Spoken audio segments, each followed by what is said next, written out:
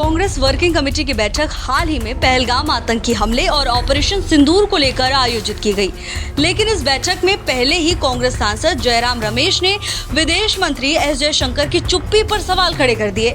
उन्होंने भारत को लेकर कुछ ऐसे शब्दों का इस्तेमाल किया जिन्हें सार्वजनिक रूप से दोहराना भी कठिन है। इसके बाद कांग्रेस की बैठक में ऐसे सवाल उठाए गए जिन पर खुद कांग्रेस को ही जवाब देना अब मुश्किल हो रहा है। अब सोशल मीडिया पर लोग पूछ रहे हैं कि ऑपरेशन सिंदूर अभी भी जारी है तो कांग्रेस को इतनी जल्दबाजी क्यों है। बैठक के बाद जयराम रमेश ने कहा कि कांग्रेस पार्टी पूरी मजबूती के साथ भारतीय सशस्त्र बलों के साथ खड़ी है। उन्होंने आतंकवाद के खिलाफ और पाकिस्तान के खिलाफ हुई कार्रवाई का समर्थन किया। साथ ही उन्होंने मांग की कि एक सर्वदलीय बैठक बुलाई जाए।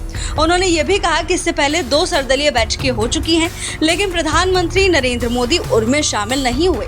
कांग्रेस अध्यक्ष मल्लिकार्जुन खड़गे और लोकसभा में विपक्ष के नेता राहुल गांधी ने पीएम मोदी को पत्र लिखकर संसद का विशेष सत्र बुलाने की मांग की है, ताकि पहलगाम हमले पर विस्तृत चर्चा हो सके।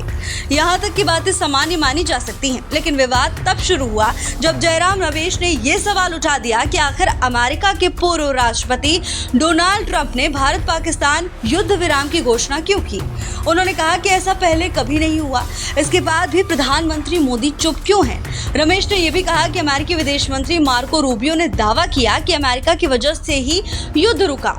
इस पर भी विदेश मंत्री एस जयशंकर कोई जवाब नहीं देते। कांग्रेस की ओर से लगातार ये पूछा जा रहा है कि अमेरिका की इस भूमिका पर भारत की ओर से आधिकारिक प्रतिक्रिया क्यों नहीं आई।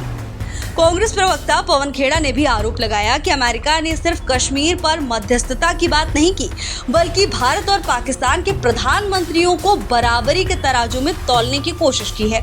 उन्होंने कहा कि प्रधानमंत्री मोदी को मंजूर हो सकता है, लेकिन कांग्रेस को ये कतई स्वीकार नहीं। सोशल मीडिया पर इस पूरे घटनाक्रम को लेकर लोगों का गुस्सा साफ देखा जा सकता है। एक यूजर ने तंज कसते हुए लिखा, कांग्रेस को भारत की विदेश नीति समझने के लिए हमेशा व्हाट्सएप यूनिवर्सिटी का सहारा लेना पड़ता है। अब भारत वो देश नहीं रहा जो हर धमकी पर चुप बैठ जाए।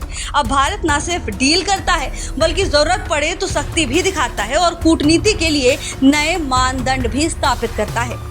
एक दूसरे यूजर ने लिखा कि विदेश मंत्री एस जयशंकर जो कर रहे हैं उनकी कल्पना कांग्रेस कभी कर नहीं सकती थी। उन्होंने कहा कि जब कांग्रेस सत्ता में थी तब तो उन्होंने कश्मीर का आधा हिस्सा चीन को सौंप दिया था और अब सवाल पूछने चले हैं। इस पूरे मामले में कांग्रेस की मंशा और टाइमिंग पर सवाल खड़े हो रहे हैं, खासकर ऐसे समय में जब ऑपरेशन सिंदूर अभी चल रहा है और सुरक्षा बल सक्रिय मोर्चे पर हैं।